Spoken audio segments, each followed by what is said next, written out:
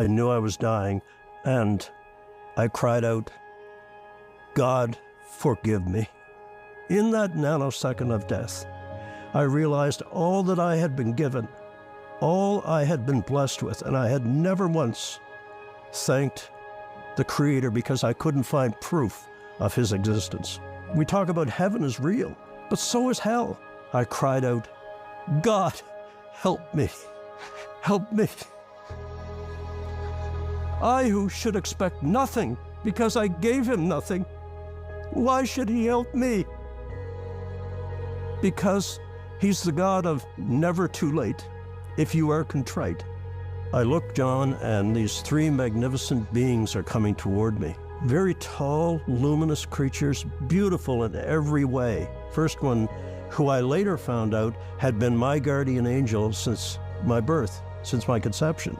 The tall angel came forward and said, "Would you walk with us?" We walked down this beautiful 10 to 12 foot wide path lined with flowers of colors that I'd never seen. And I think what happens is God knows us each so intimately, He tailors our experience to the life we had on earth. So for me, when we rise up, I'm looking down on the holy city. He gave me an aerial view of heaven, I suppose, because I was a pilot. We came back down and resumed the walking, and I've always loved horses. The guardian said, "James, look," and then behind a group of trees came three of the most magnificent horses I'd ever seen. And as I'm standing there, I look up in the sky of heaven, and I see these brilliant streaks of light going straight up. And I said, "What are these?" And the guardian said, "Those, James, are the prayers of your family for your soul, even now going toward God's throne."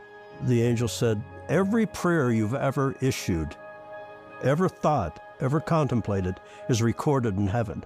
And it's not to create an I gotcha moment. When you have your life review, when you cross through the veil and you have your life review, it's to help you understand why you made the decisions you did. But I realized I hadn't seen the tall angel in a while. And so I turned to look, and the tall angel was bowing very low, and he was facing this other tall, commanding figure. It was as though this golden liquid light flowed down all sides of this magnificent figure. And the flowers that were already in bloom, when that golden light flowed over it, they bloomed again. And that light pooled around my feet. Suddenly this knowledge of who I was looking at, and I'm looking none other than Jesus Christ, the Son of God, someone that I thought was just a Jewish legend. And here I am looking at this magnificent being. And I realized then that what the angel was holding up was the book of my life. And it's no bigger than a cheap roadside diner menu. Mankind should have been my business. And I was just so self-consumed. And I was overwhelmed with sadness and shame. Jesus turned toward me.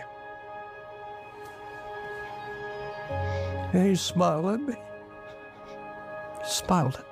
When I looked into those eyes, and I saw such sadness for the way I had lived my life, but I also saw love for me and forgiveness.